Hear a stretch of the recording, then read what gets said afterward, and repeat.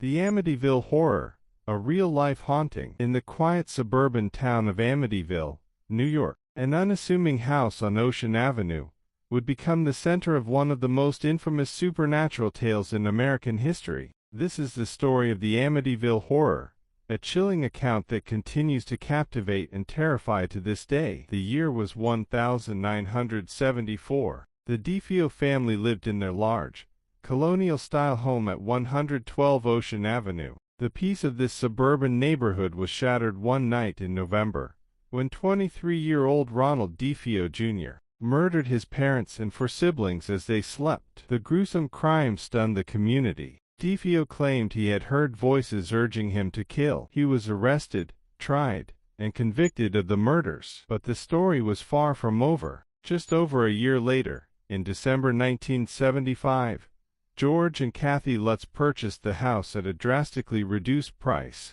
They moved in with their 3 children, hoping to build a happy home. What they experienced instead was a 28-day ordeal that would haunt them for the rest of their lives. From the moment they moved in, strange things began to happen. Doors would slam shut on their own, and cold spots would appear in various parts of the house. The Lutz family also reported an unshakable feeling of dread. George Lutz, a man known for his calm demeanor, began waking up at 3:15 a.m. every night, the exact time of the DeFeo murders. He would wander the house, feeling compelled to check the boathouse. Kathy Lutz claimed to have vivid nightmares about the murders. She also reported seeing a ghostly figure of a woman and being embraced by an unseen force. The children, too, were not spared. Their behavior became erratic, and they spoke of seeing shadowy figures and red, glowing eyes staring at them from the windows. The family dog,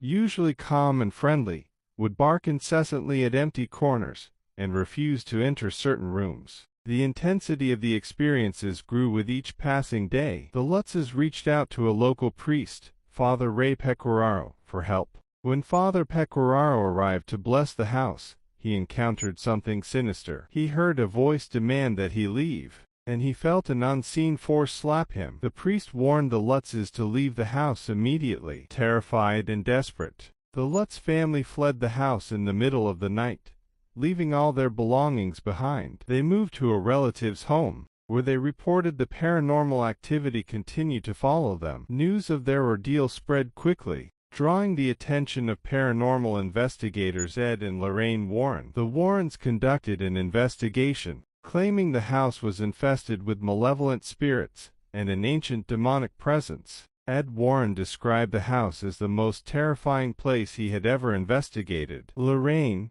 a clairvoyant, felt an overwhelming sense of malevolence and dread within its walls. Their findings supported the Lutzes' claims, adding credibility to their story. The Amityville Horror, as it came to be known, became the subject of books, movies, and intense public scrutiny. Skeptics argued that the entire incident was a hoax concocted for financial gain. However, the Lutz family maintained their story, insisting that they had no other choice but to flee. To this day, the truth behind the Amityville Horror remains elusive. Whether a genuine haunting, a psychological phenomenon, or a deliberate fabrication, continues to intrigue and unsettle those who hear the tale. This has been a journey into the heart of one of America's most chilling supernatural legends. Thank you for listening to the story of the Amityville Horror. Until next time, remember to question the shadows and be wary of what might lurk in the night.